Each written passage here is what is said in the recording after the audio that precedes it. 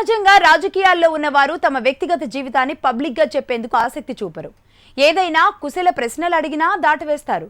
ఎందుకంటే matter leak అయితే media రచ్చరచ్చ చేస్తుంది అన్న భయం నేతల్లో ఉంటుంది.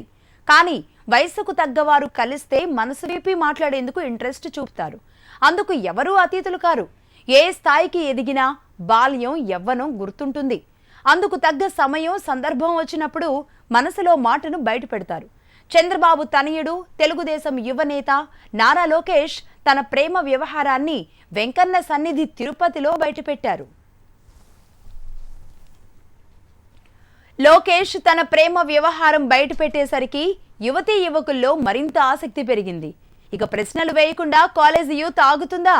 యువనేత మనసులో నాడు నేడు ఎవరున్నారబ్బా అన్న యాంగిల్ గుచ్చి గుచ్చి అడిగేందుకు అమ్మాయిలు సైతం ముందుకొచ్చారు. చివరకు లోకేష్ లవ్ మ్యాటర్ తెలుసుకుని ఇంతేనా అనుకున్నారు.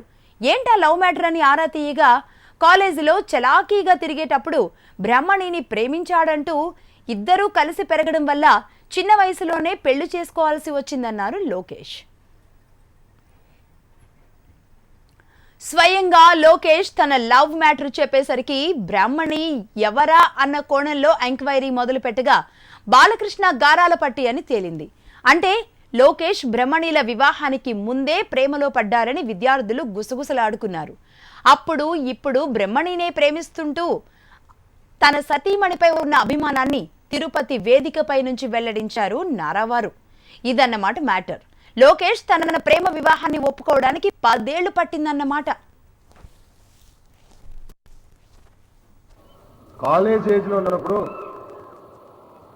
ఉన్నప్పుడు మీ అందరిలాగానే నాకు క్రషెస్ ఉండే, కానీ my one and only love Brahmi. దాంట్లో ఎలాంటి అంబిగ్యూటీ లేదు. ఇద్దరం కలిసి పెరిగిన వాళ్ళమే.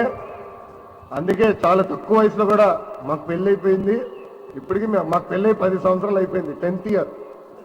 So my first and only love is Brahmani.